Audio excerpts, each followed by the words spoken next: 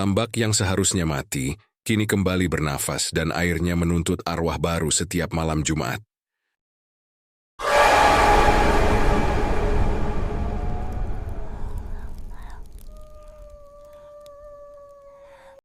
Pagi itu udara di desa Ciburial terasa aneh. Kabut turun terlalu tebal untuk ukuran pukul 7 pagi, dan angin membawa aroma asin yang menyengat dari arah tambak udang di ujung desa. Awalnya warga mengira bau itu berasal dari bangkai hewan, mungkin sapi atau kambing, yang mati di sekitar ladang. Tapi semakin lama bau itu makin kuat, sampai menusuk ke dada dan membuat beberapa orang muntah di pinggir jalan. Seorang petani tua bernama Warso, yang kebetulan lewat menutup hidungnya rapat-rapat sambil berkata lirih, "Itu bukan bau bangkai biasa, ini seperti bau mayat." Kalimat itu membuat semua orang yang mendengarnya terdiam. Tambak udang itu milik seorang pria tua bernama Pak Darsa, yang sudah lama dikenal aneh dan tertutup. Dia jarang bergaul dengan warga, lebih suka menghabiskan waktu di gubuknya di tepi tambak sambil menatap air selama berjam-jam. Dulu ia dikenal sebagai peternak udang yang sukses, tapi sejak kematian istrinya 3 tahun lalu, perilakunya berubah drastis. Dia jarang bicara, jarang ke masjid, dan kadang terdengar berbicara sendiri di tengah malam. Beberapa warga sempat ingin mendatangi tambaknya karena penasaran dengan bau itu, tapi rasa takut menahan mereka. Baru setelah kepala dusun datang bersama beberapa pemuda desa, mereka berani mendekat. Di sekitar tambak airnya tampak keruh kehitaman. Permukaannya tidak tenang, seperti mendidih pelan mengeluarkan gelembung-gelembung kecil yang membuat suasananya makin tidak wajar. Seekor anjing yang ikut ke sana menggonggong terus-menerus, lalu tiba-tiba melolong panjang dan berlari menjauh sambil menggigit ekornya sendiri, seolah melihat sesuatu yang tak kasat mata. Kepala dusun memerintahkan beberapa warga untuk mencari sumber bau di sekitar pematang. Mereka berpencar, menyusuri pinggiran tambak yang lembab dan becek. Lalu salah satu dari mereka, seorang pemuda bernama Fikri, berteriak dari ujung barat tambak, "Pak, sini! Ada karung besar." Semua segera berlari menghampiri. Benar saja, di antara lumpur dan air yang bergelembung ada karung berwarna biru tua, separuh terendam, separuh mengapung. Dari karung itu keluar cairan hitam pekat yang mengalir ke air tambak. Bau busuknya luar biasa menyengat, membuat beberapa orang mundur dan menutup hidung dengan kain. Kepala dusun mencoba mendekat menatap karung itu dengan wajah tegang. "Jangan-jangan ini gumamnya." Tapi sebelum kalimatnya selesai, Fikri yang penasaran mengambil kayu dan mendorong karung itu ke tepian. Karung itu berat sekali, seperti berisi batu. Begitu sampai di pinggir, ia memungut batu tajam dan menyobek salah satu sisinya. Seketika isi karung itu tumpah keluar ke tanah, dan yang muncul membuat semua orang menjerit. Di dalamnya ada tubuh wanita, telanjang, membusuk, kulitnya mengelupas. Rambut panjangnya menempel di leher yang hampir terlepas. Matanya sudah tidak ada, hanya rongga hitam menganga. Di dada dan lengannya tampak bekas ikatan kawat berkarat yang menembus daging. Beberapa warga jatuh terduduk. Sebagian lagi berlari menjauh sambil memegangi mulut menahan muntah. Kepala dusun terpaku. Wajahnya pucat pasi lalu berteriak, "Cepat, panggil polisi, ini pembunuhan." Namun sebelum mereka sempat pergi jauh, Fikri menunjuk ke tengah tambak. "Pak, lihat, ada lagi." Dari kejauhan tampak karung-karung lain yang mengapung perlahan, terbawa arus air yang tenang, tapi berisi kematian. Ada yang 2, 3, lalu 4, dan terus bertambah. Setiap kali karung itu bergerak, air tambak beriak, seolah ada sesuatu di bawah yang ikut bergerak mengikuti. Polisi datang sekitar 1 jam kemudian. Petugas segera memasang garis kuning, sementara warga yang menonton hanya bisa berdiri jauh di belakang. Mobil ambulans dan tim forensik tiba dari kota Bandung, lengkap dengan masker dan pakaian pelindung. Mereka mulai mengangkat karung-karung itu satu persatu. Di setiap karung berisi satu tubuh wanita, semuanya dalam kondisi mengenaskan. Sebagian kehilangan kepala, sebagian kehilangan tangan atau kaki. Ada juga yang masih utuh tapi tubuhnya diikat rapat dengan kawat baja dan batu pemberat di dalamnya. Saat salah satu karung dibuka, seorang petugas hampir pingsan karena mendapati tubuh itu masih segar, seperti baru mati semalam. Padahal bau busuk di tambak sudah tercium sejak berhari-hari. Ini bukan mayat biasa. ucap petugas forensik sambil menatap kepala dusun dengan tatapan kosong. Beberapa tubuh ini sepertinya diawetkan. Suasana tambak mendadak hening. Hanya suara jangkrik dan hembusan angin yang terdengar. Di antara kerumunan warga, ada seorang wanita paruh baya yang tiba-tiba menjerit histeris sambil menunjuk salah satu mayat. Itu anakku! Itu anakku. Ia pingsan di tempat, membuat beberapa orang panik membopongnya. Setelah dicek ternyata benar. Salah satu korban adalah gadis muda yang hilang 2 bulan lalu setelah pamit pergi bekerja di kota. Saat berita penemuan 35 mayat wanita itu menyebar, desa langsung dikepung media. Wartawan datang dari berbagai daerah. Kamera dan mikrofon berjejer di pinggir jalan menuju tambak. Polisi menutup akses ke area tersebut dan mengamankan rumah Pak Darsa. Tapi yang membuat semuanya makin mengerikan, Pak Darsa tidak ditemukan. Ia seolah lenyap begitu saja. Rumahnya terkunci dari dalam, tapi jendelanya terbuka sedikit. Dan dari celah itu keluar bau amis yang sama seperti dari tambak. Ketika petugas membuka paksa pintu, mereka mendapati ruang tamu berantakan. Kursi terbalik, dan di lantai ada lumpur basah yang membentuk jejak kaki menuju belakang rumah. Di dapur, mereka menemukan sepatu bot milik Pak Darsa tergeletak di lantai. Masih basah oleh air tambak. Di dinding dapur tertulis dengan cat merah, "Udang tidak boleh kelaparan." Salah satu polisi muda yang membaca tulisan itu mendadak merinding dan mundur. Dia bilang seolah-olah dari dalam rumah terdengar suara gemericik air, padahal tidak ada keran yang terbuka. Ketika mereka mencoba menelusuri sumber suara, mereka menemukan lubang besar di lantai dapur, seperti sumur kecil yang menembus tanah ke arah tambak. Dari lubang itu keluar bau busuk yang jauh lebih kuat daripada sebelumnya. Seorang petugas mencoba menyorotkan senter ke dalam, tapi sinarnya langsung terpantul oleh air hitam di dasar. Sekilas terlihat sesuatu bergerak di bawah sana, mirip tangan, tapi terlalu cepat untuk dipastikan. Setelah kejadian itu, warga tak berani mendekat lagi. Mereka percaya tambak itu sudah dikutuk, dan airnya menjadi tempat arwah para wanita yang mati mengenaskan. Malam-malam berikutnya, beberapa warga yang rumahnya berdekatan dengan tambak bersumpah mendengar suara-suara aneh. Tawa perempuan yang bergema di tengah kabut, tangisan lirih dari arah air, dan kadang suara seseorang yang memanggil pelan dari kejauhan. Polisi masih mencari Pak Darsa tapi tidak ada jejak yang jelas. Beberapa hari kemudian, salah satu petugas yang ikut mengevakuasi mayat mengundurkan diri. Dia bilang setiap malam mimpinya selalu sama. Ia berdiri di pinggir tambak, dikelilingi wanita-wanita tanpa kepala, yang memanggil namanya sambil berkata, "Kami masih lapar." Semenjak itu tambak udang di desa Ciburial dibiarkan kosong. Tak ada yang berani menyentuhnya, tak ada yang berani menimbun airnya. Warga menutup jalan menuju lokasi dengan bambu dan papan bertuliskan, "Dilarang masuk tempat angker." Tapi bau amis itu tetap ada. Bau yang seperti tidak mau hilang. Seolah tambak itu masih menyimpan sesuatu yang belum selesai.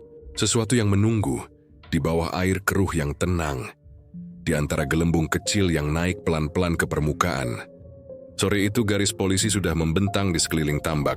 Udara lembab, langit mendung seperti ikut menekan suasana. Beberapa petugas mengenakan pakaian pelindung lengkap, sementara warga berkerumun di balik garis kuning, menatap dengan wajah ngeri dan penasaran.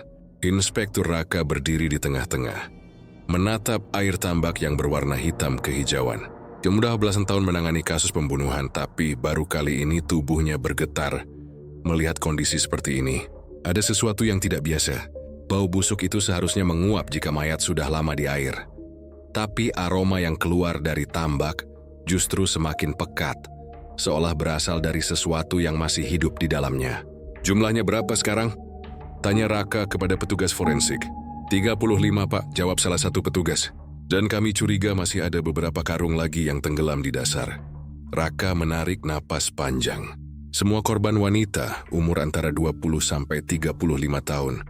Kondisinya bervariasi, lanjut petugas itu. Beberapa tubuh seperti baru mati 1-2 hari, tapi yang lain sudah setengah membusuk. "Tapi Pak, anehnya..." Ia berhenti sejenak menelan ludah, tidak ada tanda gigitan ikan atau udang sama sekali. Raka menatapnya heran. "Tidak ada?" "Tidak ada, Pak. Padahal air tambak ini penuh udang, seharusnya sisa tubuh mereka sudah hancur. Kalimat itu menggantung di udara, membuat beberapa orang saling berpandangan dengan wajah pucat. Dari kejauhan, kepala dusun datang membawa berkas yang berisi laporan warga hilang. Selama beberapa bulan terakhir, ia menyerahkannya kepada Raka dengan tangan gemetar. Ini daftar orang yang hilang, Pak. Mungkin salah satu dari mereka. Raka membuka map itu perlahan. Ada lebih dari 20 nama wanita muda, sebagian besar pekerja di kota Bandung dan sekitarnya. Semua hilang tanpa jejak. Salah satunya terakhir dilaporkan 3 minggu lalu. Seorang gadis bernama Leni, yang katanya sempat pamit akan bekerja di sebuah tambak udang. Tambak ini, Raka menutup map itu, lalu menatap ke arah rumah kecil di tepi tambak, rumah milik Pak Darsa. Pemilik tambak ini, di mana dia? Tanya Raka. Kepala dusun menunduk. Kami belum menemukannya, Pak. Rumahnya terkunci dari dalam, tapi tidak ada orang. Kami sudah mencari sampai ke ladang belakang. Ada saksi yang melihat dia terakhir kali. Ada, tapi sudah lama. Katanya 3 hari lalu sempat melihat dia di warung membeli garam krosok. Setelah itu tidak pernah lagi.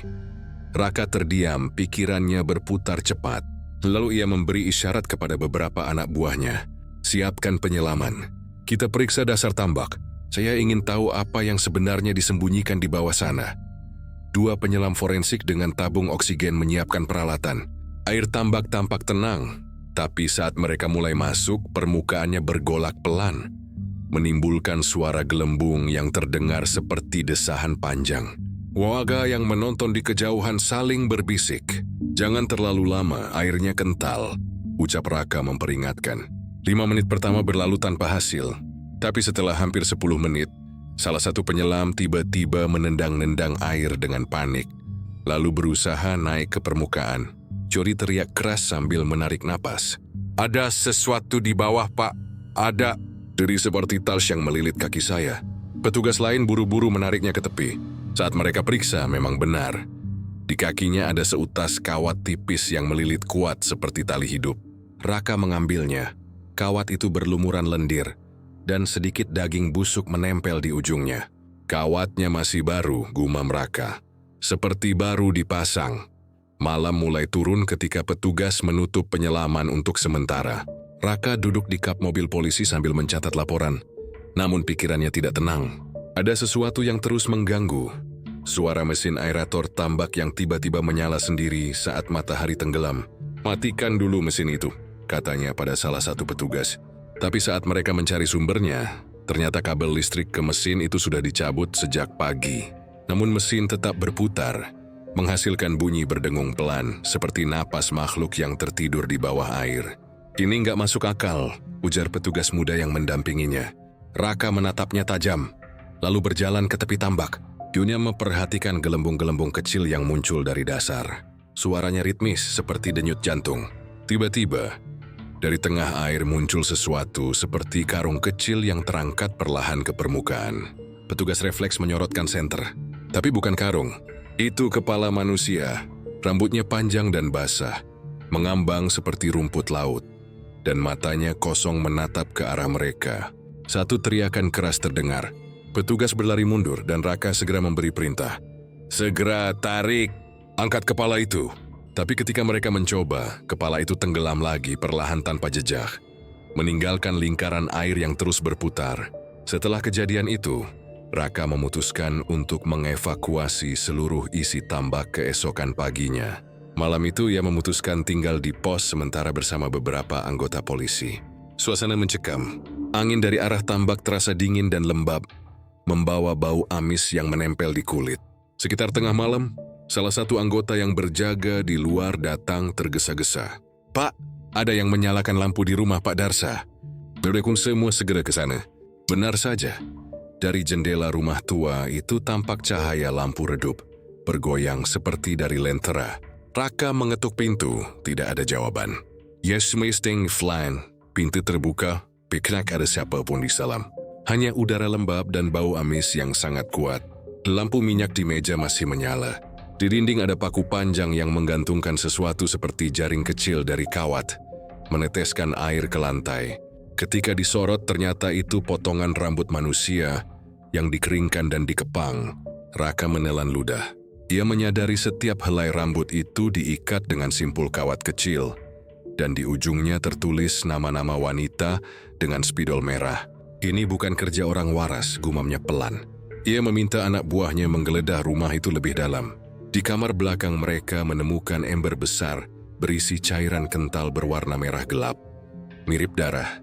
Ada sisa potongan daging kecil di dalamnya, tapi bukan daging hewan. Di samping ember ada buku lusuh. Halamannya dipenuhi tulisan tangan, doa-doa aneh dan gambar seperti simbol ritual laut. Salah satu catatan berbunyi, air butuh darah dan darah butuh perempuan. Ketika Raka membaca itu, listrik di rumah mendadak padam. Hanya suara jangkrik di luar yang terdengar. Lalu dari arah tambak, terdengar suara gemericik keras seperti sesuatu yang besar bergerak di air. Senter-senter dinyalakan, dan mereka semua menatap ke arah luar jendela. Di kejauhan terlihat percikan air yang tinggi, seperti seseorang baru saja melompat ke dalam tambak. "Siapa di sana?" teriak Raka, tapi tidak ada jawaban. Mereka berlari keluar, menyusuri jalan tanah menuju tambak. Cahaya senter menyorot air yang bergoyang keras. Beberapa gelembung muncul ke permukaan, disusul benda putih yang perlahan mengapung. Raka maju dan mencoba fokus. Yang muncul bukan manusia, tapi puluhan udang besar berwarna merah gelap yang berenang di permukaan, seolah berebut keluar dari air. Tapi di antara mereka, ada sesuatu yang membuat semua orang terdiam. Tangan manusia masih lengkap dengan gelang di pergelangan, muncul perlahan di antara udang-udang itu. Tangannya bergerak pelan, seperti melambai minta tolong. Seorang petugas menjerit ketakutan. Raka membeku. Udara malam terasa membeku bersama mereka. Tangan itu perlahan tenggelam lagi, dan air kembali tenang. Tapi dari dalam kegelapan samar-samar terdengar suara bisikan perempuan. Lirih, memanggil nama seseorang. "Darsa, Darsa." Raka menatap ke arah air yang gelap dan berbisik pelan. "Kalau kau masih di sini, aku akan menemukanmu." Ia tidak tahu. Kalimat itu justru menjadi awal dari serangkaian kejadian mengerikan yang tak bisa dijelaskan oleh akal manusia. Malam itu, tambak udang di desa Ciburial resmi berubah menjadi kuburan hidup, yang menelan siapapun yang berani menatapnya terlalu lama. Setelah penemuan mayat-mayat di tambak itu, suasana desa Ciburial berubah drastis. Siang hari mungkin tampak biasa saja, tapi menjelang malam, seluruh desa terasa dingin dan berat, seolah udara membawa sesuatu yang tidak terlihat. Warga menutup jendela lebih awal, mematikan lampu luar rumah, dan menghindari melewati jalan dekat tambak. Tak ada lagi yang berani lewat sana, bahkan hanya untuk menengok sekilas. Tapi di balik rasa takut itu, mulai muncul cerita-cerita aneh yang beredar dari mulut ke mulut. Orang-orang menyebutnya sebagai malam ikan hidup. Malam di mana tambak seolah memiliki kehidupan sendiri. Cerita pertama datang dari seorang penjaga ladang bernama Ranto. Ia mengaku pernah melewati tambak itu pada malam Jumat karena harus mengantar pupuk ke kebun belakang. Saat lewat ia mendengar suara aneh seperti gemericik air dan suara orang bernafas berat. Awalnya ia pikir itu suara mesin aerator tambak. Tapi ketika ia menoleh, mesin itu tidak menyala. Justru air di tengah tambak tampak bergolak sendiri, mengeluarkan gelembung besar, lalu perlahan muncul cahaya merah samar dari bawah air, seperti bara api di dalam lumpur. Ranto menahan napas, mencoba melangkah mundur. Tapi sebelum ia sempat pergi dari air itu terdengar suara lirih, tawa perempuan. Bukan satu, tapi banyak. Suara itu pelan, bergantian, seolah mereka saling berbisik di bawah air. "Aku dengar jelas," kata Ranto ketika menceritakannya pada warga. "Bukan angin, itu suara orang, perempuan. Tertawa pelan seperti sedang memanggil." Setelah malam itu, Ranto tidak pernah berani mendekat lagi. Namun cerita serupa muncul dari beberapa warga lain. Seorang ibu bernama Siti yang rumahnya berjarak sekitar 200 meter dari tambak, mengatakan bahwa setiap malam Jumat, ia bisa melihat permukaan air tambak berkilau seperti kaca, dan dari jauh tampak seperti ada sosok-sosok berjalan di atasnya. Kadang ia melihat bayangan perempuan berambut panjang mengenakan kain putih, berdiri diam menghadap tambak, lalu perlahan menghilang ke dalam kabut. Suaminya sempat tidak percaya. Tapi suatu malam ia melihat sendiri sesuatu bergerak di air. Bukan manusia, bukan juga ikan. Bentuknya mirip udang besar, tapi berwarna hitam pekat, matanya merah menyala. Hewan itu muncul hanya sebentar sebelum lenyap lagi di permukaan air yang kembali tenang.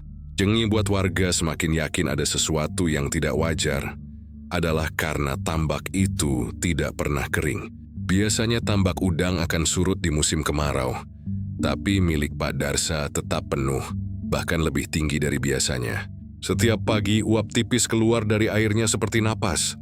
Airnya tidak pernah jernih, selalu berwarna gelap, dan ada aroma amis yang tidak hilang, meski sudah dicoba disedot dengan pompa oleh polisi.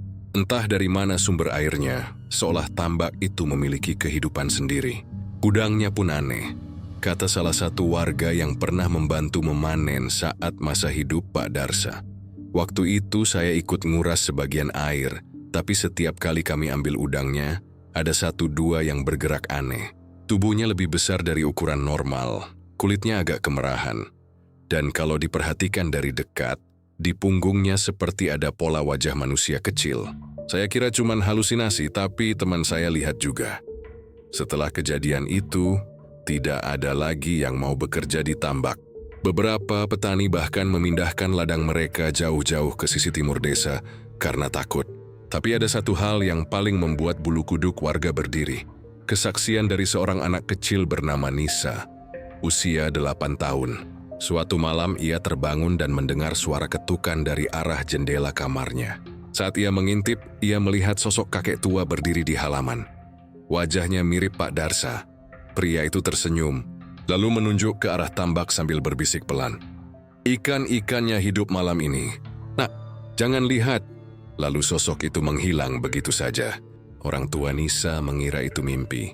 Tapi keesokan paginya mereka menemukan jejak kaki berlumpur di halaman belakang, menuju arah tambak. Semakin banyak cerita bermunculan. Ada yang bilang mendengar suara ember diseret di tengah malam. Ada yang mengaku mencium bau darah segar lewat angin padahal tak ada siapapun di sekitar. Seorang tukang ojek bahkan mengaku melihat dari kejauhan seorang pria tua berjalan menuju tambak, membawa ember besar berisi cairan merah. Ketika didekati, pria itu menghilang di antara kabut, dan ember yang dibawanya terjatuh ke tanah tanpa suara. Isinya bukan air, tapi darah kental yang masih hangat. Warga semakin yakin kalau semua itu ada hubungannya dengan kebiasaan lama Pak Darsa. Ia memang dikenal sering datang ke tambak larut malam. Menurut cerita almarhum istrinya, Darsa punya kebiasaan aneh sejak dulu. Setiap malam Jumat Kliwon, ia menaburkan darah sapi ke air tambak sambil bergumam seperti berdoa. Katanya itu tradisi turun-temurun agar udangnya tumbuh cepat. Tapi beberapa orang yang pernah melihat langsung berkata bahwa setelah ia selesai menabur darah, air tambak selalu menggelembung hebat dan udang-udang naik ke permukaan seperti berebut sesuatu yang tidak terlihat. Orang-orang menamakan malam itu malam ikan hidup. Tak ada yang berani menonton lebih dekat, karena mereka percaya siapapun yang melihat langsung akan dihantui dalam mimpi. Salah satu warga tua, Mak Inep, mengaku dulu pernah diam-diam mengintip dari kejauhan. Dia melihat Darsa berdiri di pematang dengan obor kecil, memanggil sesuatu dari air sambil berkata pelan, "Makanlah, jadi sangat silanggudiku." Lalu air di bawahnya bergolak, dan sesuatu muncul, sosok menyerupai wanita tanpa wajah. Setengah tubuhnya keluar dari air, rambutnya menempel di kulit, tangannya memegang ember darah itu dan menuangkannya ke mulutnya sendiri. Setelah itu Mak Inep jatuh pingsan dan seminggu kemudian kehilangan penglihatan di satu matanya. Warga percaya mata itu diambil oleh makhluk dari tambak karena telah melihat sesuatu yang terlarang. Cerita-cerita seperti itu membuat suasana desa makin tegang. Polisi sempat mencoba menenangkan warga, mengatakan semua hanya imajinasi karena trauma dari penemuan mayat. Tapi bahkan beberapa anggota kepolisian pun mulai merasa ada yang ganjil. Salah satu anggota jaga malam melapor bahwa pada pukul 2 dini hari, suara mesin aerator kembali menyala sendiri. Ia mendekat ke arah tambak, menyorot senter dan melihat air bergolak seperti direbus. Ia mengira itu karena angin. Tapi tiba-tiba muncul ratusan udang besar di permukaan, menari-nari seolah sedang mengikuti irama tak terlihat. Saat ia mundur dengan rasa takut, dari air itu terdengar suara perempuan memanggil, "Jangan pergi, lihat kami." Sejak saat itu polisi tidak lagi berjaga malam di sekitar tambak. Mereka hanya memagari area dengan pita dan menugaskan 2 orang berjaga dari jauh. Namun setiap kali matahari tenggelam, kabut turun lebih tebal dan air tambak berwarna lebih hitam dari biasanya. Warga mulai percaya tambak itu bukan tempat biasa. Mereka yakin darah yang dulu ditabur Pak Darsa telah menjadi perjanjian, bahwa di bawah air ada sesuatu yang hidup. Bukan ikan, bukan udang, tapi roh-roh perempuan yang dikorbankan kini menjadi bagian dari air itu sendiri. Dan setiap malam Jumat mereka bangun, menari di permukaan, menuntut darah baru agar tetap bisa hidup di dalam kegelapan. Sampai hari ini, setiap malam Jumat Kliwon, dari rumah terdekat tambak masih terdengar suara mesin yang berdengung pelan di kejauhan. Tidak ada listrik, tidak ada orang. Tapi dari arah air, selalu terdengar suara gemericik yang berirama seperti napas. Orang-orang desa sudah hafal bunyinya. Mereka menutup pintu rapat-rapat, mematikan lampu dan berdoa agar malam itu cepat berlalu. Karena siapapun yang menatap ke arah tambak saat malam ikan hidup, konon akan melihat wajah mereka sendiri di permukaan air. Sebelum bayangan itu tersenyum dan tenggelam perlahan ke dalamnya. Rumah itu tampak sepi, seolah ditinggalkan tergesa. Dinding luarnya sudah berlumut, catnya mengelupas dan jendela-jendelanya tertutup rapat. Saat polisi datang bersama Inspektur Raka, udara di sekitar terasa berat.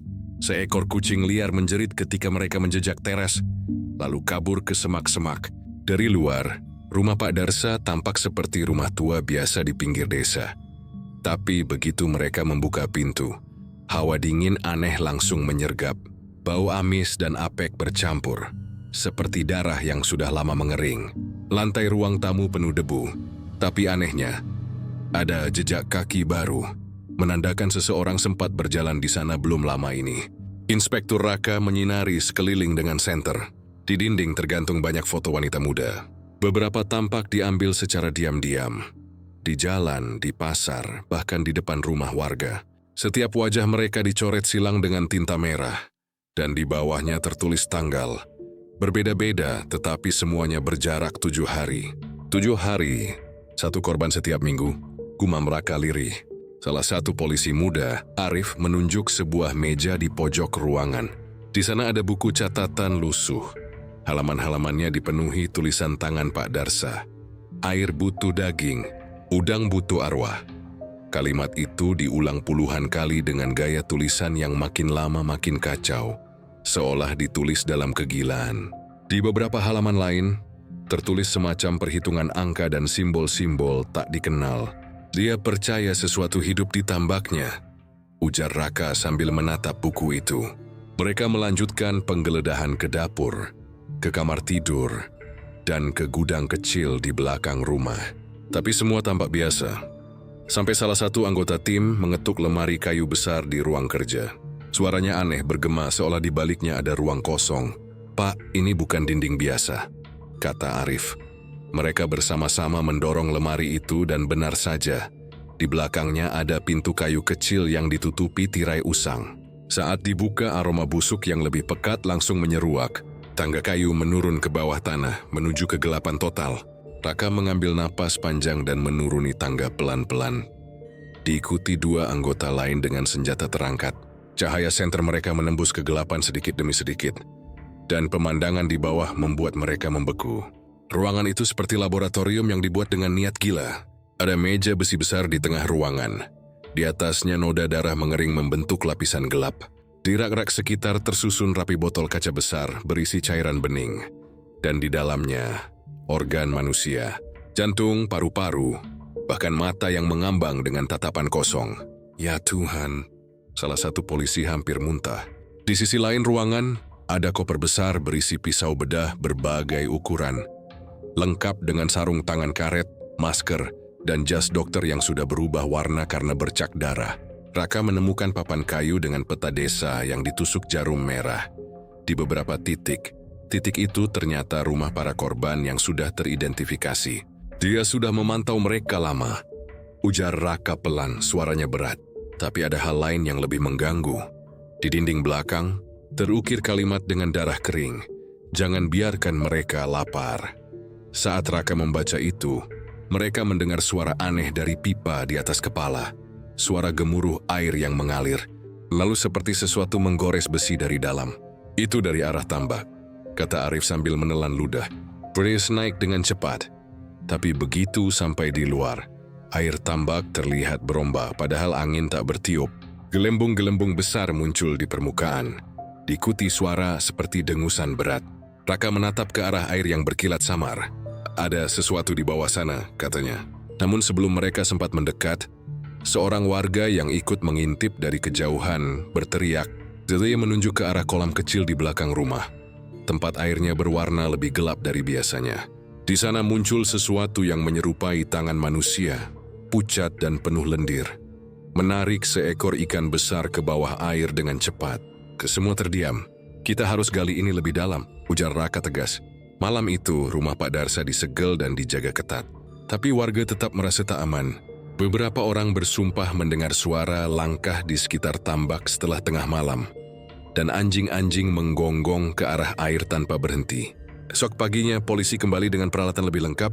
Mereka memeriksa ruang bawah tanah sekali lagi. Dan menemukan sesuatu yang sebelumnya tak terlihat. Sebuah pintu logam kecil di lantai, ditutupi karpet tebal. Setelah dibuka ada tangga lagi yang menurun. Lebih dalam. Dari lubang itu tercium bau lumpur dan darah segar. Namun ketika hendak masuk, mereka mendengar suara seperti bisikan. Tak jelas dari mana asalnya, tapi terdengar seperti kalimat yang sama. Berulang-ulang. Air butuh daging. Udang butuh arwah. Suara itu terdengar semakin keras setiap kali mereka menyalakan lampu senter ke dalam lubang. Akhirnya Raka menutup pintu itu rapat-rapat. Ia tahu apapun yang ada di bawah sana belum selesai. Dan mungkin tambak itu bukan sekadar tempat budidaya udang, melainkan sesuatu yang jauh lebih tua, lebih lapar, dan lebih berbahaya daripada yang bisa dijelaskan manusia. Penemuan fakta baru tentang para korban membuat suasana di kantor polisi semakin tegang. Inspektur Raka duduk di ruang briefing, menatap foto-foto para korban yang terpajang di papan putih. Wajah-wajah itu muda, sebagian bahkan masih berusia belasan tahun. Di bawah setiap foto tertulis nama, usia, dan tanggal terakhir mereka terlihat. Semua catatan menunjukkan pola yang sama. Hilang antara pukul 9 malam hingga tengah malam, di sekitar wilayah yang berbeda, namun selalu berakhir di satu arah, menuju utara, ke arah desa Ciburial tempat tambak Pak Darsa berada. Raka mengusap wajahnya, mencoba menenangkan pikirannya yang kalut. 35 orang, dan semuanya perempuan muda. Tak mungkin ini kebetulan, gumamnya. Seorang penyidik muda, Lestari, menyerahkan berkas tambahan. Kami temukan kesamaan lain, Pak. Hampir semua korban memiliki rambut panjang berwarna hitam, dan tinggi badan mereka tidak jauh berbeda.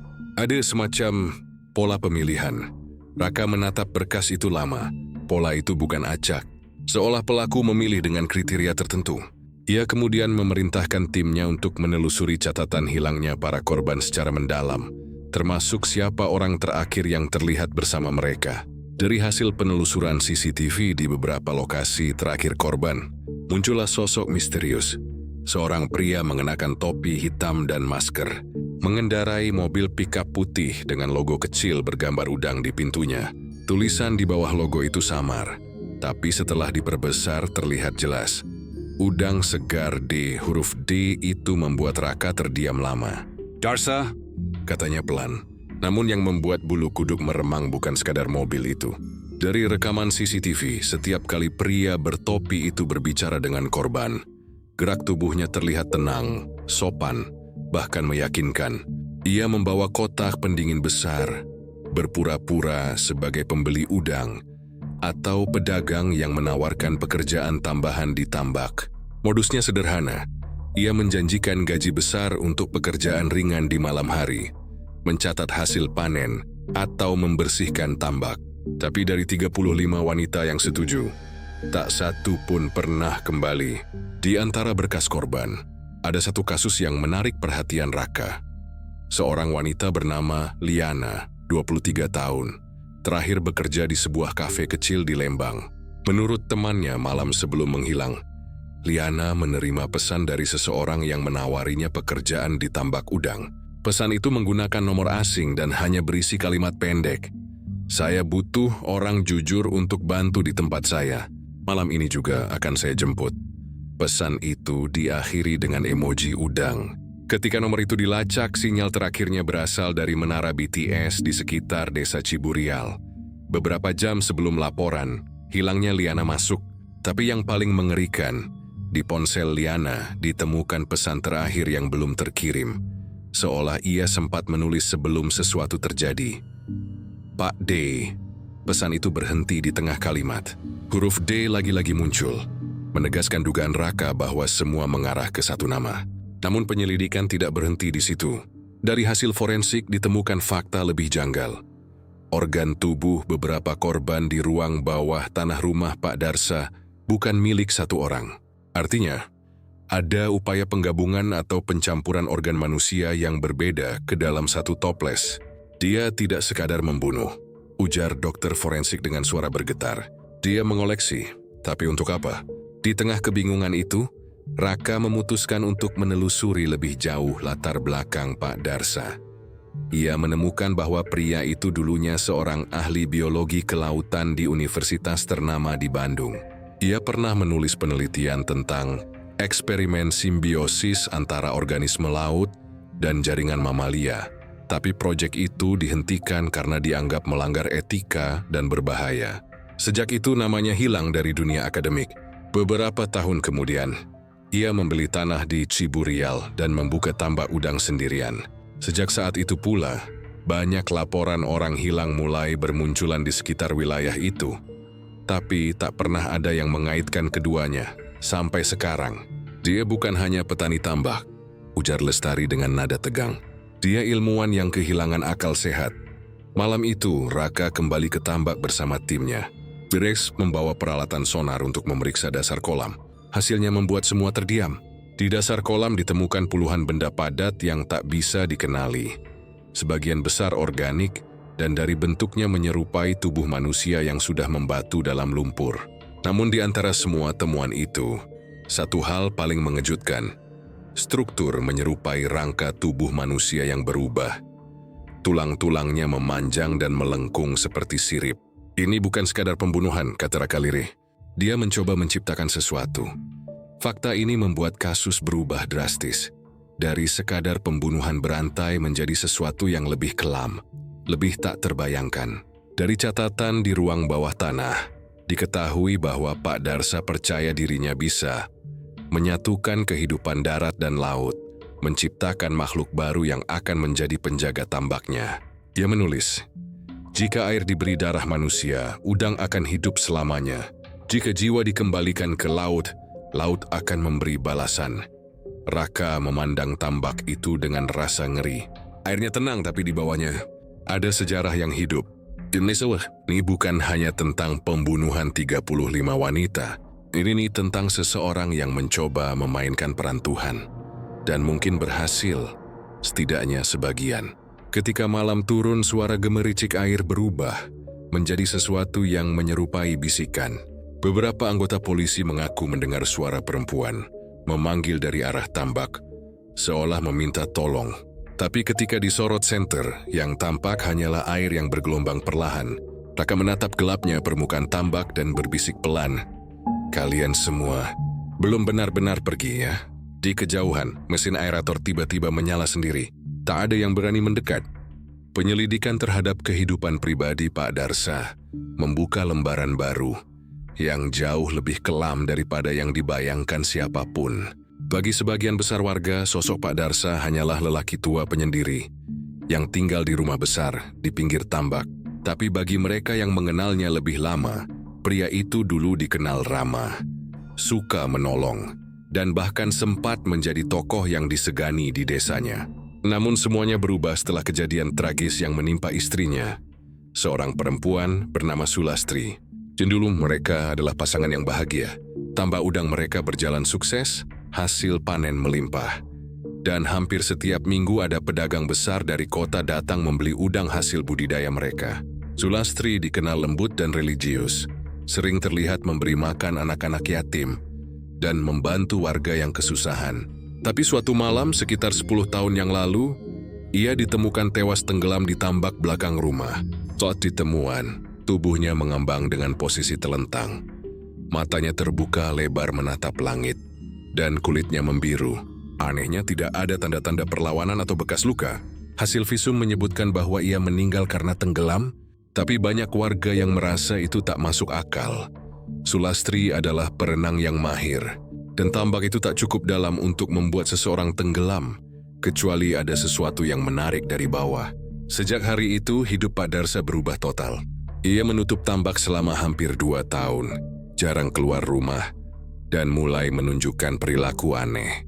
Beberapa tetangga pernah melihatnya berbicara sendirian di tepi tambak saat malam, seolah sedang berbincang dengan seseorang yang tak terlihat. Kadang ia membawa bunga melati, menaburkannya ke air sambil berbisik pelan. "Airnya haus, Lastri." Airnya haus. Begitu salah satu warga pernah mendengar ucapannya. Pada tahun ketiga setelah kematian istrinya, sesuatu yang aneh terjadi. Tambak yang lama dibiarkan kering tiba-tiba kembali berair, padahal tidak hujan berhari-hari. Udang-udang muncul dengan ukuran tak biasa. Besar, segar, dan sangat laku di pasaran. Orang-orang mulai berdatangan lagi ke rumahnya untuk membeli, dan nama Pak Darsa kembali dikenal. Tapi sejak saat itu pula, warga mulai mendengar hal-hal aneh dari arah tambaknya. Pada malam-malam tertentu, terutama malam Jumat, terdengar suara perempuan tertawa pelan dari arah air, kadang disertai bunyi cipratan seperti seseorang sedang mandi. Ada juga yang bersumpah melihat bayangan wanita berambut panjang berdiri di tepi tambak, mengenakan kain putih lusuh, menatap ke rumah Pak Darsa sebelum perlahan menghilang ke air. Banyak warga mengira itu roh Sulastri, istri yang meninggal dengan cara misterius itu.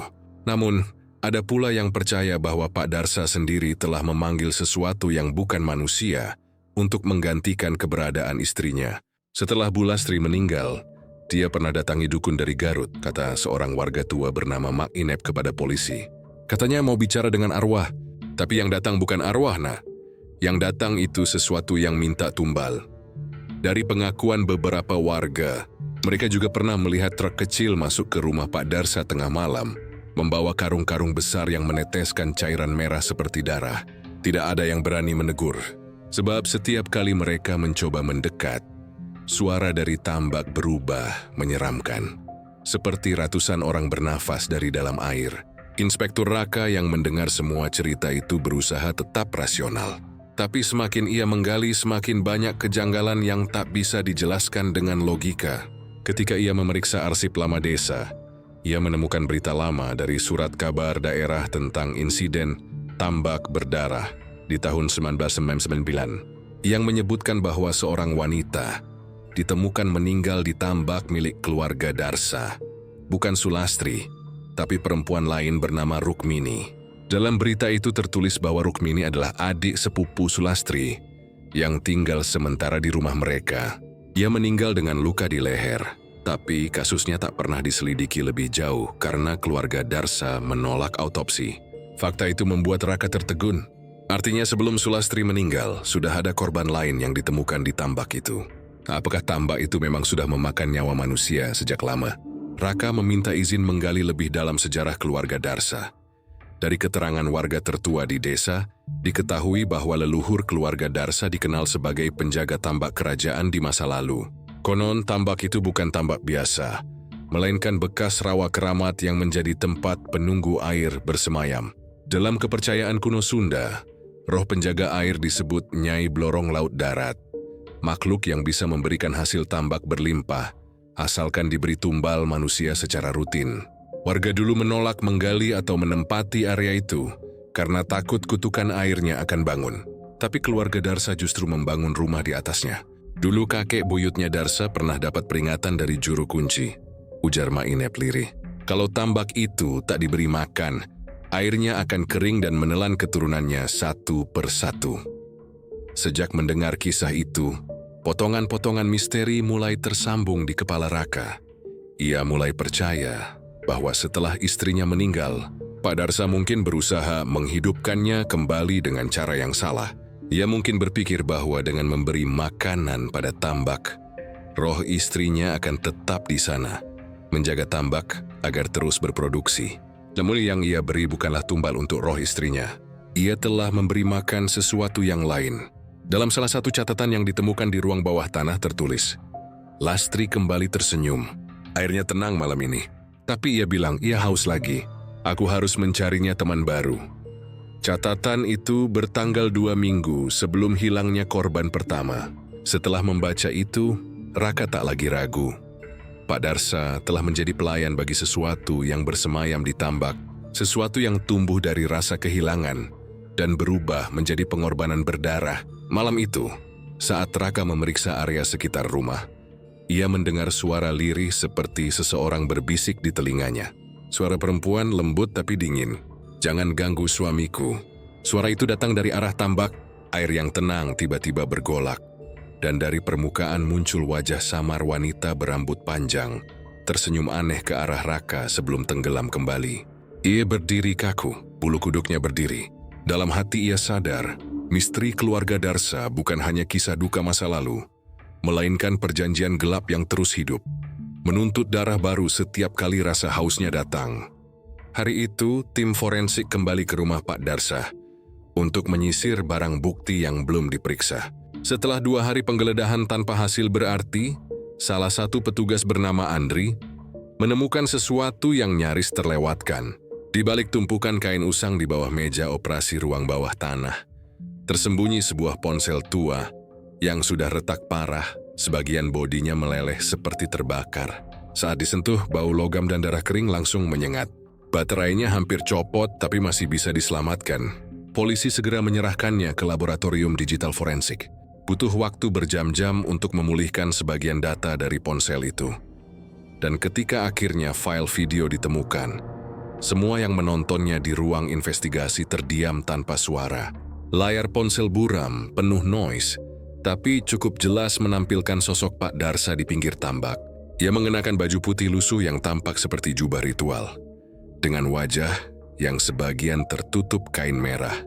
Di tangannya tergenggam obor kecil dan sebuah buku lusuh. Buku yang sama yang ditemukan di rumahnya. Suaranya serak seperti berdoa dengan bahasa yang tak dikenal. Suara itu bergema aneh, seperti bergandengan dengan gema lain yang lebih dalam. Air yang diam, bangunlah. Daging telah datang. Arwah sudah siap. Di belakangnya, seseorang tampak terbaring. Seorang wanita muda dalam keadaan tidak sadarkan diri. Tangannya terikat. Tubuhnya perlahan diseret oleh Pak Darsa ke tepi tambak. Kamera bergetar, mungkin diletakkan di atas batu atau tripod sederhana. Angin malam terdengar lewat mikrofon, disertai suara jangkrik yang mendadak berhenti. Seolah seluruh alam menahan napas. Saat tubuh wanita itu dimasukkan ke air, permukaan tambak mendadak bergolak hebat. Suara gemuruh menyerupai ribuan sirip yang beradu muncul dari kedalaman. Lalu air berubah warna menjadi gelap, hampir hitam. Dalam cahaya obor yang redup, tampak puluhan udang raksasa muncul ke permukaan. Ukurannya tak masuk akal, sebesar lengan manusia. Matanya menyala kemerahan. Mereka bergerak cepat, menggeliat dan mencakar, lalu mulai menarik tubuh wanita itu ke bawah. Jerit samar terdengar, tapi tak jelas apakah itu berasal dari korban atau sesuatu di dalam air. Beberapa detik kemudian, hanya tersisa gelembung dan obor yang jatuh ke dalam tambak. Lalu dari kegelapan air terdengar suara perempuan berbisik pelan, namun jelas terekam di mikrofon. "Aku belum kenyang." Setelah kalimat itu video bergoyang dan terhenti. Semua yang menonton rekaman itu di ruang penyidik hanya bisa menatap satu sama lain, tanpa bicara.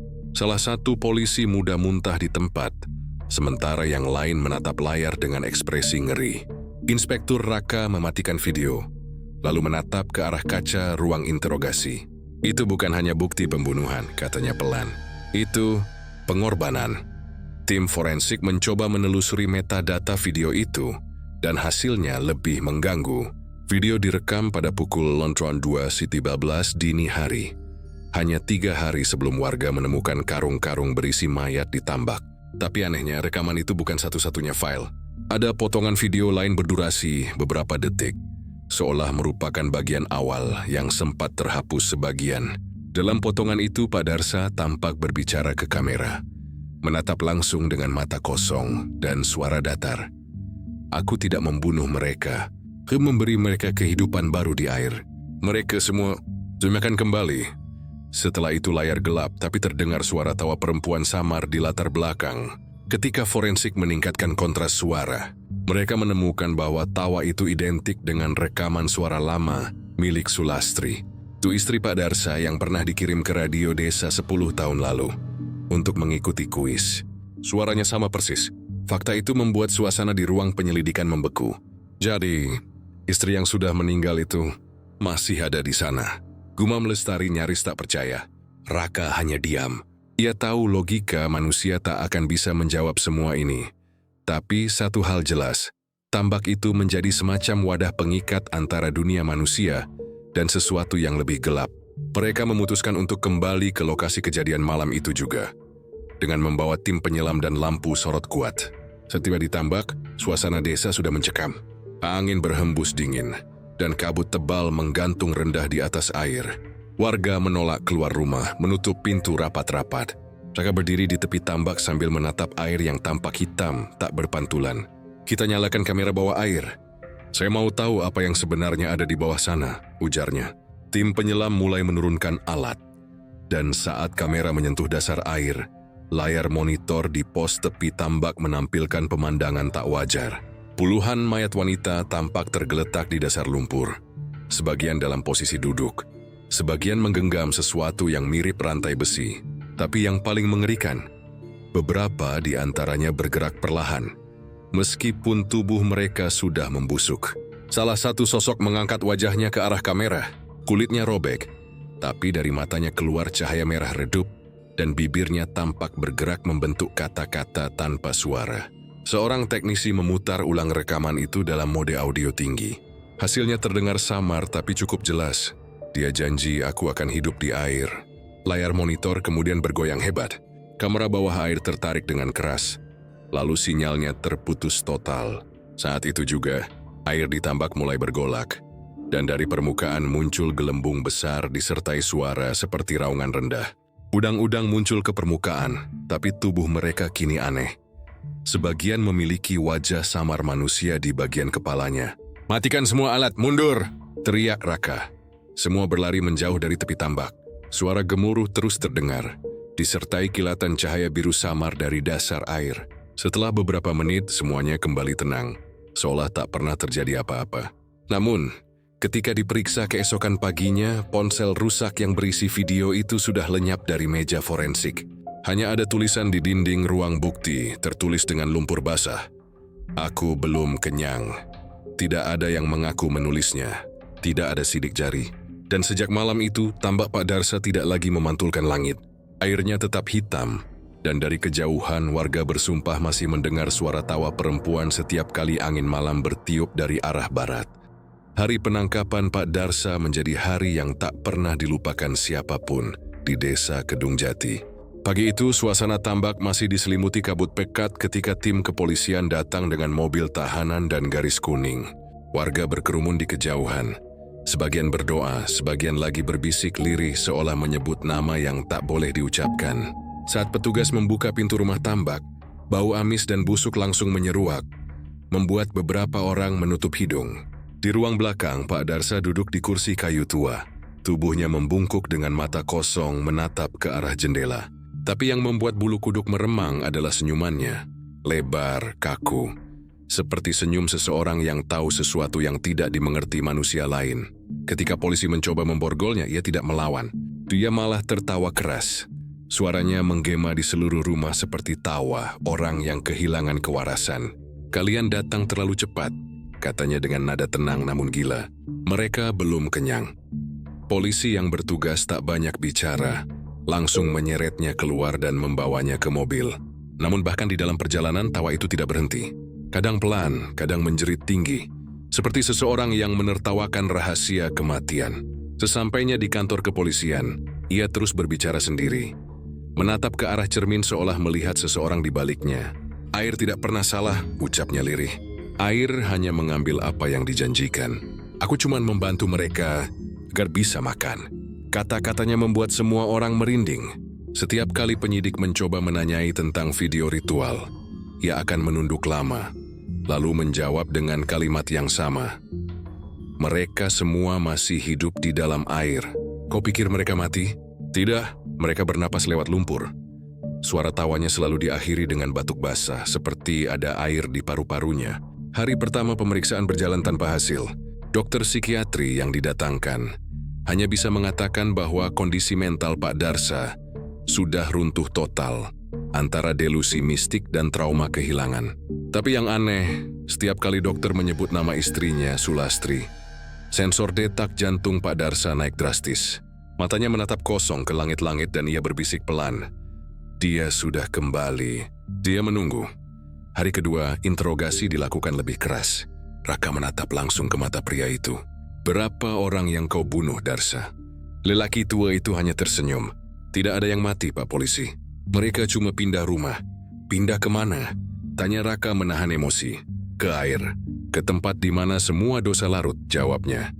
Lalu menatap lurus ke arah kamera CCTV di sudut ruangan. Kau juga akan ke sana nanti. Kalimat itu membuat seluruh ruangan mendadak hening. Bahkan suara jam dinding terasa menekan. Malamnya, penjaga tahanan melapor bahwa Pak Darsa tidak tidur sejak sore.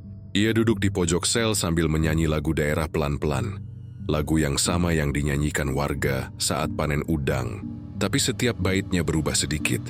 Seolah lagu itu bukan lagi tentang panen, melainkan tentang memanggil sesuatu dari dalam air. Sekitar pukul 2 dini hari, penjaga mendengar suara gemericik air dari dalam sel. Dia mengira pipa bocor, tapi ketika diperiksa, seluruh lantai sel basah, seperti baru saja dilanda hujan. Di tengah ruangan, Pak Darsa masih duduk menunduk, bibirnya bergerak-gerak tapi tidak ada suara keluar. Penjaga memanggil namanya tapi tidak ada respons. Ketika disenter, barulah terlihat. Kulit tubuhnya membiru keunguan, seperti seseorang yang sudah lama tenggelam.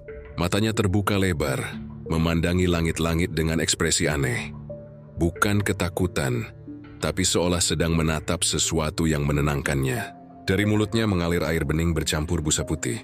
Ketika petugas medis datang beberapa menit kemudian, semua orang mundur ngeri.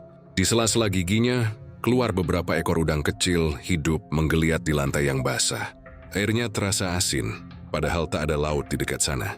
Petugas forensik memeriksa seluruh sel. Tak ada pipa bocor, tak ada ember air, tapi lantai tetap basah selama berjam-jam. Yang lebih aneh, kadar garam di air itu sangat tinggi, seperti air laut dari kedalaman yang tidak wajar. Autopsi dilakukan malam itu juga. Hasilnya membuat dokter gemetar. Paru-paru Pak Darsa penuh dengan air asin segar, bukan air keran, seolah ia benar-benar tenggelam di laut dalam. Lebih mengejutkan lagi, ditemukan ratusan telur kecil di dalam lambungnya. Telur udang, beberapa di antaranya sudah menetas. Secara medis ini mustahil, ujar dokter sambil menatap hasil pemeriksaan. Tubuh manusia tidak mungkin bisa mengandung organisme hidup seperti ini tanpa infeksi berat. Tapi, semua organ lain utuh, bersih tanpa tanda kekerasan. Raka menatap tubuh tua yang terbujur di meja autopsi. Untuk pertama kalinya dalam karirnya, ia benar-benar tidak tahu apakah sedang menghadapi kasus kriminal atau kutukan. Ia menatap wajah pucat itu dan teringat kalimat terakhir yang pernah diucapkan Darsa saat interogasi pagi sebelumnya. Mereka akan menjemputku malam ini. Kata-kata itu bukan ancaman, tapi janji. Keesokan harinya, petugas yang memandikan jenazah melapor bahwa tubuh Darsa sulit dikeringkan. Setiap kali dilap, air kembali keluar dari pori-porinya. Air itu terus mengalir seperti rembesan halus dan jika diperhatikan dari dekat, air itu berbau amis seperti tambak udang. Bahkan setelah dimasukkan ke dalam peti, suara gemericik masih terdengar samar. Karena keluarga sudah tidak ada, jenazah akhirnya dikubur di pemakaman umum di pinggir desa. Namun malamnya, penjaga makam melihat hal yang membuatnya trauma seumur hidup. Ia bersumpah melihat genangan air keluar dari tanah makam Darsa, seperti sumur kecil yang tiba-tiba muncul. Dan di dalam genangan itu, ada gerakan halus, puluhan udang kecil berenang perlahan, menyala samar di bawah sinar bulan. Sejak malam itu, kejadian-kejadian aneh mulai terjadi di sekitar desa. Tambak-tambak warga yang sebelumnya kering mendadak penuh air, meskipun musim kemarau. Beberapa orang melaporkan mendengar suara tawa perempuan di malam hari. Disusul suara percikan air. Hewan ternak banyak yang hilang. Hanya tersisa bekas lumpur di sekitar kandang. Trimax mulai percaya bahwa roh Darsa tidak benar-benar mati. Bahwa ia telah menjadi bagian dari mereka yang hidup di air. Raka kembali ke lokasi tambak 2 minggu kemudian, mencoba mencari jawaban terakhir. Di bawah sinar matahari yang suram, ia menatap air yang kini tampak lebih jernih. Tapi ketika ia menunduk lebih dekat, ia terpaku. Di dasar air samar-samar tampak wajah seseorang. Wajah Pak Darsa tersenyum, matanya terbuka dan bibirnya membentuk kata yang hanya bisa terbaca dari gerakannya. Aku belum kenyang. Saat itu juga, air tambak beriak pelan, seolah menelan bayangan itu ke dalam kegelapan. Raka mundur perlahan, napasnya gemetar. Dia tahu satu hal pasti, kematian Pak Darsa bukanlah akhir dari misteri ini. Mungkin justru awal dari sesuatu yang jauh lebih besar. Sesuatu yang sedang bangun di kedalaman air, menunggu giliran berikutnya. Malam di desa Ciburial terasa lebih dingin dari biasanya. Angin berembus pelan dari arah tambak tua milik mendiang Pak Darsa, membawa aroma asin dan amis yang entah dari mana datangnya. Padahal tambak itu sudah dikeringkan oleh polisi seminggu lalu. Airnya disedot habis, lumpurnya dibongkar untuk memastikan tak ada jenazah yang tertinggal. Tapi malam itu, warga yang tinggal di sekitar area tambak mulai mencium sesuatu yang janggal. Dari kejauhan, terdengar suara gemericik lembut, seperti air mengalir. Salah satu warga, Sarpin, yang rumahnya paling dekat dengan tambak, keluar sambil membawa senter. Dewi berpikir mungkin ada pipa bocor atau genangan air hujan.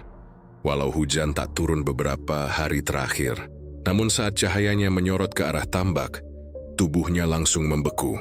Tambak yang seminggu lalu kering dan penuh tanah retak, kini kembali terisi air.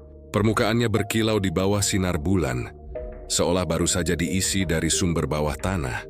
Airnya jernih, tapi di beberapa titik tampak buih kecil naik ke permukaan, seperti sedang bernapas.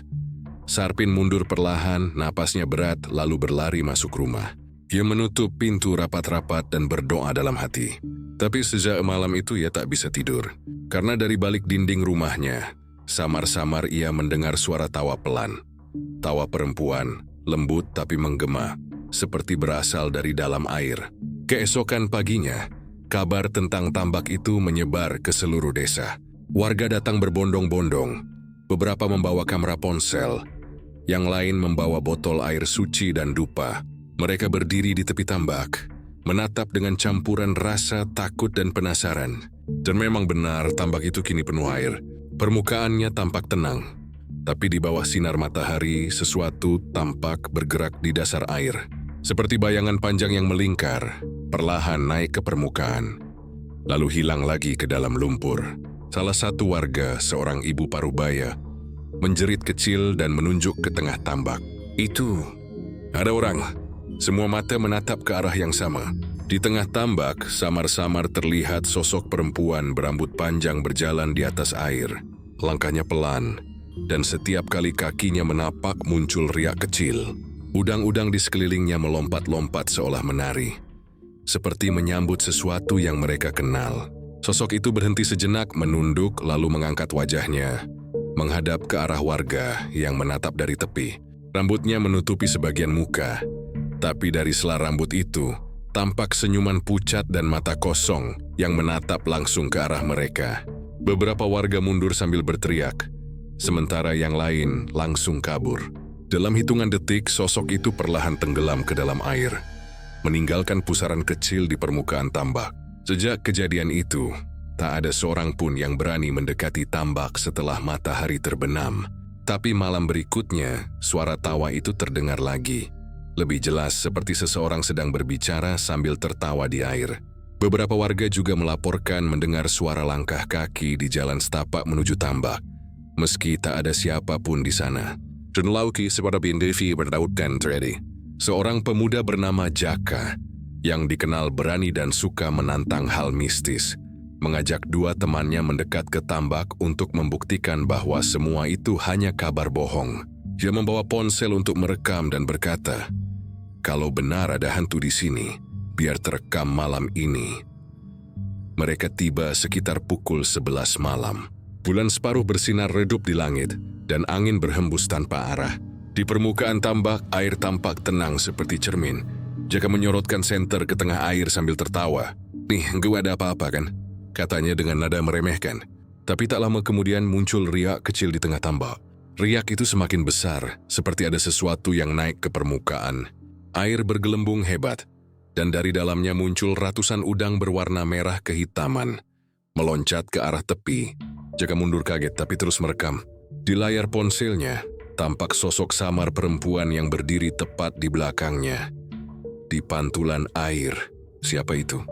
Salah satu temannya berteriak, tapi sebelum sempat mereka berlari, suara perempuan berbisik terdengar pelan namun jelas. Air belum puas. Seketika udara menjadi berat dan senter Jaka padam. Teriakan menggema diikuti suara percikan air keras. Warga yang tinggal tak jauh dari sana mendengar suara itu. Tapi ketika mereka datang membawa lampu dan obor, yang tersisa hanya 2 orang teman Jaka yang pingsan di tepi tambak. Jaka sendiri hilang. Tak ada jejak darah, hanya sandal dan bekas lumpur menuju ke arah air. Polisi datang keesokan paginya dan menurunkan penyelam. Tapi pencarian berlangsung sia-sia. Tidak ditemukan tubuh, hanya kamera ponsel yang terendam di dasar tambak. Saat diperiksa, file videonya rusak, tapi beberapa detik terakhir masih bisa diputar. Dalam rekaman itu, terdengar napas Jaka yang terburu-buru dan suara perempuan tertawa lembut. Kamera bergoyang lalu menyorot air. Di dalamnya tampak wajah-wajah perempuan, muncul satu persatu, menatap ke arah lensa dengan ekspresi kosong, seolah meminta tolong. Setelah itu layar hitam. Sejak saat itu tambak itu dianggap terkutuk. Setiap kali malam Jumat tiba, air tambak memantulkan bayangan aneh. Kadang wajah Pak Darsa, kadang sosok perempuan dengan rambut panjang yang berjalan di atas air. Warga menamai kejadian itu malam ikan hidup. Sama seperti cerita lama yang dulu hanya dianggap takhayul. Bedanya kini mereka tahu itu bukan sekadar dongeng. Beberapa warga yang nekat mengambil air dari tambak untuk irigasi melaporkan hal aneh juga. Tanaman mereka tumbuh cepat, tapi beraroma busuk dan berwarna kemerahan, seperti disiram darah. Hewan peliharaan yang minum dari air itu mati dalam seminggu, dan di perutnya ditemukan udang kecil yang menggeliat. Hingga akhirnya pemerintah desa memutuskan menutup seluruh area tambak dengan garis larangan dan menimbunnya dengan tanah. Tapi meski sudah ditutup, setiap malam Jumat, genangan air baru selalu muncul di atas timbunan itu. Persis di tempat sosok perempuan itu pertama kali terlihat. Dan jika seseorang berdiri cukup lama di tepinya, akan terdengar bisikan pelan dari bawah tanah. Suara perempuan berkata dengan nada lembut namun menusuk, "Tambak butuh daging, Syir butuh arwah." Sejak itu desa Ciburial tak pernah sama lagi. Warga hidup dalam ketakutan yang sunyi. Karena mereka tahu, sesuatu di bawah tanah masih hidup, menunggu. Dan setiap kali malam turun, air tambak itu kembali bernafas.